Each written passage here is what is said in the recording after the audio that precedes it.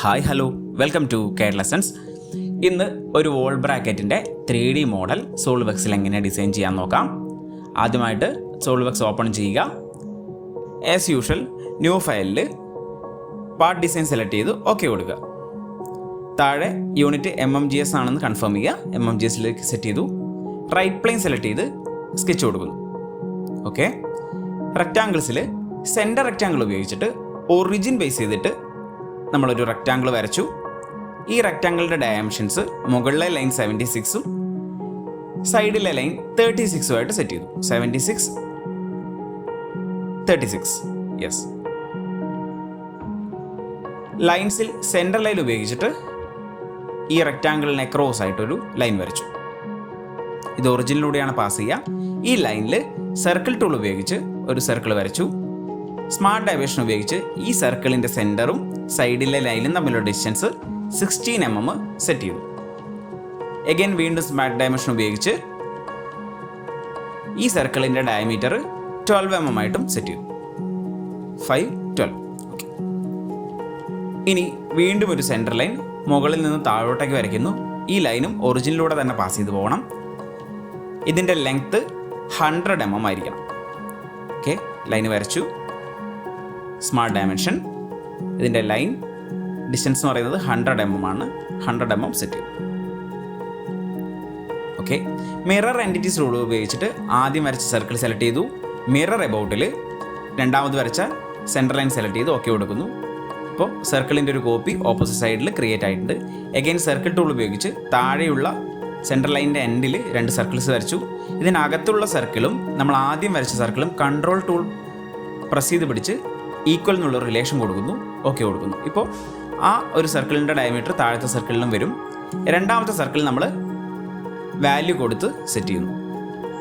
32 mm ഡയമീറ്ററാണ് രണ്ടാമത്തെ സർക്കിളിൻ്റെ diameter. Line tool ഉപയോഗിച്ച് ഈ പോയിന്റിൽ നിന്ന് താഴോട്ടേക്ക് ജസ്റ്റ് ഒരു പ്രൊജക്ഷൻ കാണിക്കുക. ഒരു ടാൻജൻ്റ് ആയിട്ട് നമ്മളൊരു ലൈൻ വരയ്ക്കുന്നു. ജസ്റ്റ് ഓപ്പോസിറ്റ് സൈഡിലും അതേ രീതിയിൽ നമുക്ക് ഓപ്ഷൻസ് കാണിക്കും, അതിലൂടെ വരയ്ക്കുക.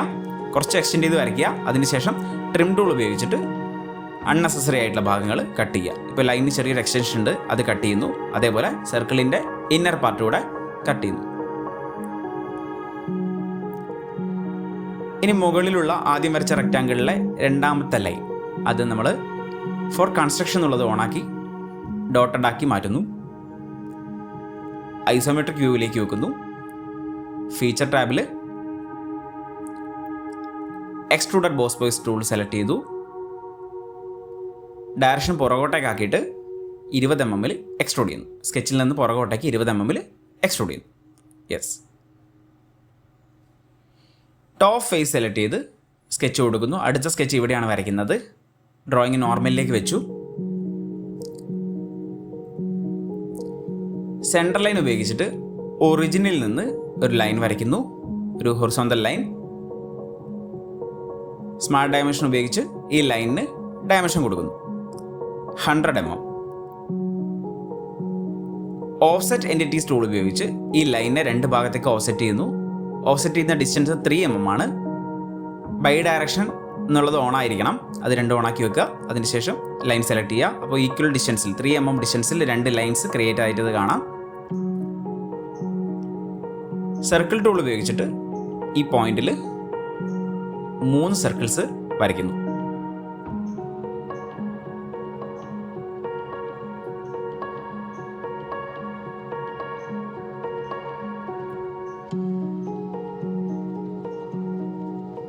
സ്മാർട്ട് ഡയമെൻഷൻ ഉപയോഗിച്ച് ഇതിൻ്റെ ഡയമീറ്റേഴ്സ് സെറ്റ് ചെയ്യാം. ഏറ്റവും ഔട്ടർ ആയിട്ടുള്ളത് 44, രണ്ടാമത്തേത് 34, മൂന്നാമത്തേത് 16. 3 ഡയമീറ്റർ സെറ്റ് ചെയ്തു. ട്രിം ടൂൾ ഉപയോഗിച്ചിട്ട് ഈ രീതിയിൽ തന്നെ കട്ട് ചെയ്യുക.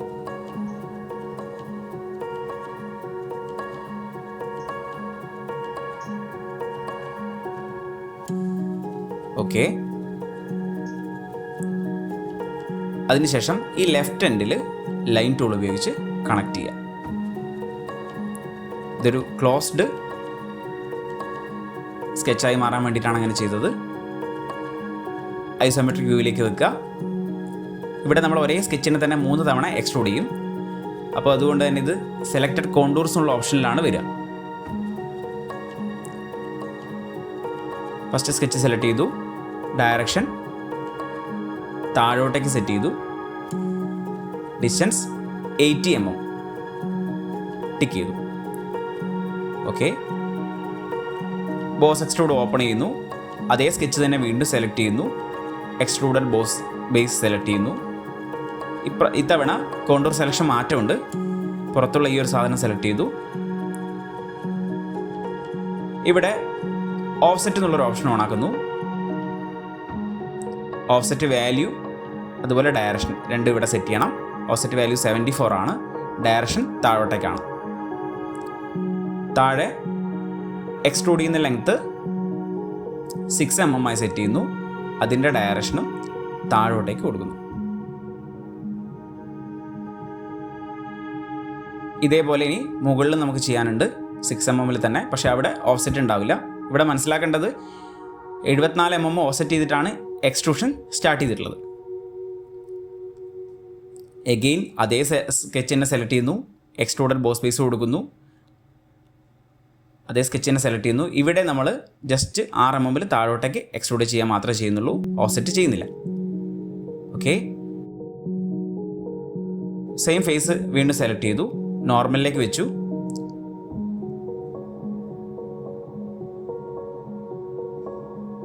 ഇവിടെ ഇന്നറിലുള്ള ഒരു സർക്കിൾ നമുക്ക് കാണാൻ വേണ്ടിയിട്ട് നമ്മളിതൊരു ജസ്റ്റ് അതിൻ്റെ ഒരു ഹിഡൻ മോഡിലേക്ക് മാറ്റാം.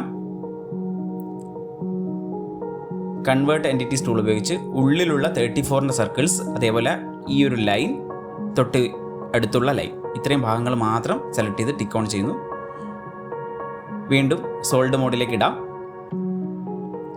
ലൈൻ ടൂൾ ഉപയോഗിച്ചിട്ട് ബാക്കിയുള്ള ഭാഗങ്ങൾ വരച്ച് ചേർക്കാം. ഒരു ലൈൻ വരച്ചു, ഇതിനെ ഡയമെൻഷൻ ചെയ്യണം. അടുത്ത ലൈൻ ഈ സർക്കിളിന് ടാൻജൻ്റായിട്ട് വരയ്ക്കുന്നു. ഈ ലൈനിൻ്റെ ലെങ്ത്ത് 25 mm ആയിട്ട് സെറ്റ് ചെയ്തു. യെസ്,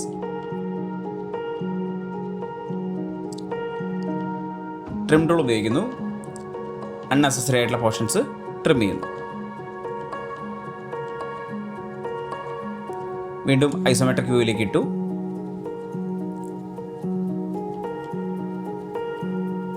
ഫീച്ചർ ടാബിൽ extruded boss base tool select ചെയ്തു. സ്കെച്ചിൻ്റെ ഡയറക്ഷൻ താഴോട്ടേക്കാണ് എക്സ്ട്രൂഡ് ചെയ്യേണ്ടത്. ഇവിടെയും ചെറിയൊരു ഓഫ്സെറ്റ് ഡിസ്റ്റൻസ് കൊടുക്കാനുണ്ട്. ഇവിടെ ഓഫ്സെറ്റ് കൊടുത്തു, ഓഫ്സെറ്റിൻ്റെ വാല്യൂ 36 കൊടുത്തു. ഓഫ്സെറ്റ് ഡയറക്ഷനും താഴോട്ടേക്ക് മാറ്റി. 36 ഡയമെൻഷനിൽ ഓഫ്സെറ്റ് ചെയ്ത് 6 mm താഴോട്ടേക്ക് എക്സ്ട്രൂഡ് ചെയ്യുന്നു. ടിക്ക് ചെയ്യാം. ഓക്കെ, ഇനി അവസാനം വരച്ച ഈ ഒരു ബോസ് എക്സ്ട്രൂഡ് സെലക്ട് ചെയ്യുന്നു. ജസ്റ്റ് ഓപ്പോസിറ്റ് സൈഡിലേക്ക് നമുക്കതിനെ 3D മിറർ ചെയ്യാനുണ്ട്. അതിനുവേണ്ടി ബോസ് എക്സ്ട്രൂഡ് സെലക്ട് ചെയ്തു, 3D മിറർ സെലക്ട് ചെയ്തു. ഇവിടെ പ്ലസ് ഐക്കൺ ഓപ്പൺ ആക്കിയിട്ട് മിഡ് പ്ലെയിനായിട്ട് കൊടുക്കേണ്ടത് ഫ്രണ്ട് പ്ലെയിനെയാണ്. ഓക്കെ, മിറർ പ്ലെയിനായിട്ട് അല്ലെങ്കിൽ മിറർ ഫേസ് ആയിട്ട് യൂസ് ചെയ്തിട്ടുള്ളത് ഫ്രണ്ട് പ്ലെയിനെയാണ്. മിറർ ചെയ്യുന്നു. ഡ്രോയിങ് കംപ്ലീറ്റ് ആയിട്ടുണ്ട്. 3 സ്കെച്ചസാണ് നമ്മൾ ഇതിനായിട്ട് വരച്ചിട്ടുള്ളത്. Thank you.